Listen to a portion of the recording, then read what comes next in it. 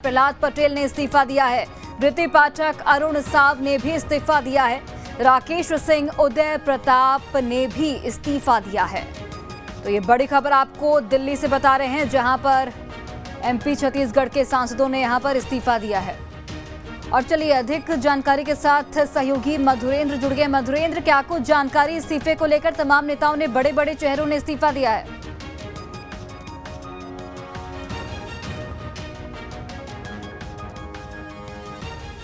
मधुरेंद्र, आप तक आवाज मेरी पहुंच पा रही है?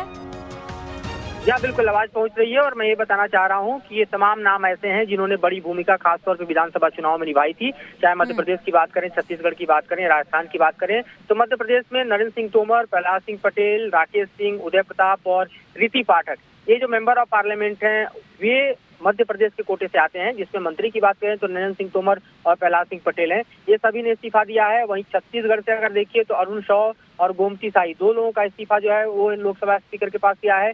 और राजस्थान से राज्यवर्धन राठौर, रिया कुमारी और सिरोही लाल मीणा, इन तीनों सांसदों का इस्तीफा जो है वो भेजा गया है। तो आप समझ सकते हैं कि किस तरह से ये बड़े चेहरे खासतौर पे जो कि लोकसभा और राज्यसभा में बीजेपी की तरफ से थे, और इन लोगों को पार्टी ने चुनावी मैदान में उतारा था, विधानसभा चुनाव के मैदान में उतारा था, और उसके बाद ये इस्तीफा दिया जा रहा है। जो नियम है उसके मुताबिक समझिए कि 14 दिनों के भीतर जो है उन्हें क्लैरिफाई करना होता है कि वो किस हाउस में रिटेन करेंगे, और उसके मुताबिक इस्तीफा देना होता है। तो ये क्लैरिटी सामने आई है कि ये सांसद जो है वो राज्यसभा और लोकसभा को छोड़कर विधानसभा की तरफ रुख कर रहे हैं, जहां से उन्होंने चुनाव जीता है।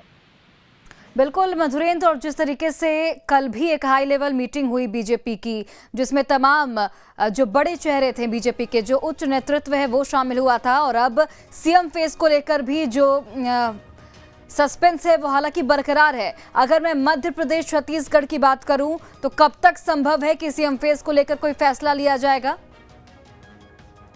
ऐसा लगता है कि पर्यवेक्षकों के नाम का ऐलान हो जाएगा, फिर पर्यवेक्षक अपने अपने राज्यों में जाएंगे और वहां पर जो संसदीय दल की बैठक है उस बैठक में शिरकत करेंगे, और उसके बाद नाम निकलकर सामने आएगा, जैसे कि परंपरा है और जैसे कि पार्टी का जो एक फॉर्मेट बना हुआ है। कल बड़ी बैठक हुई, प्रधानमंत्री मोदी के नेतृत्व में बैठक हुई, जिसमें हमने देखा कि किस तरह से जो राष्ट्रीय अध्यक्ष हैं जेपी नड्डा, वो लगभग 2 घंटे तक 1-to-1 बैठक में रिपोर्ट उन्होंने दिया प्रधानमंत्री को। उसके बाद खुद गृह मंत्री अमित शाह वहां पर पहुंचे, फिर बैठक और आगे बढ़ी। तो ये तकरीबन कल तय हो चुके हैं कि नाम कौन है, और उन नामों के साथ जो है वो पार्टी का एक रिस्पॉन्स जो होता है राज्यों में जाकर लेने का काम पर्यवेक्षक करते हैं।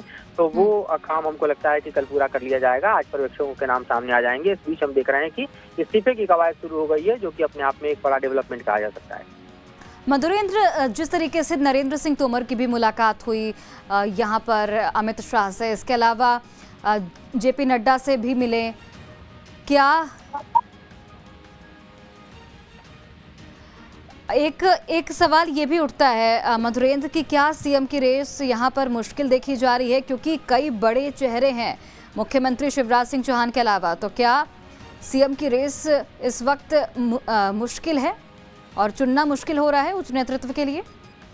देखिए, जाहिर तौर पे जो पार्टी आला कमान है वो चाहता है कि कुछ नए चेहरों के साथ जो है राज्यों की बागडोर को आगे बढ़ाया जाए। क्योंकि अगर बात हम मध्य प्रदेश में ही शिवराज सिंह चौहान की कहें तो लंबे समय से मुख्यमंत्री रहे हैं, और ये परफॉर्मेंस उनका जो है वो भी आउटस्टैंडिंग है, लिहाजा उनको दरकिनार भी आप नहीं कर सकते। तो ये तो चुनौती है ही कि कैसे जो है नया नेतृत्व दिया जाए और कैसे पुराने नेतृत्व को जो है वो आगे बढ़ाया जाए। तो अपने आप में कह सकते हैं चुनौती तो जरूर होगी, क्योंकि कंटेंडर कई हैं, दावेदार कई हैं, और ऐसे में देखना होगा कि क्या फैसला जो है वो लिया जाता है। लेकिन इस बीच आप देखिए कि जो इस वक्त इस्तीफे की कवायद जो बतलाती है कि भले ही केंद्रीय मंत्रियों ने या फिर लोकसभा राज्यसभा के सांसदों ने बड़ी भूमिका जीत में निभाई हो, लेकिन उसके बाद उनकी केंद्र में वापसी नहीं हो रही है, राज्यों की तरफ वापसी हो रही है। उसमें से कई मुख्यमंत्री पद के भी दावेदार हैं। तो ये एक बड़ा डेवलपमेंट है, और देखते हैं कि इसका पटाक्षेप कैसे होता है।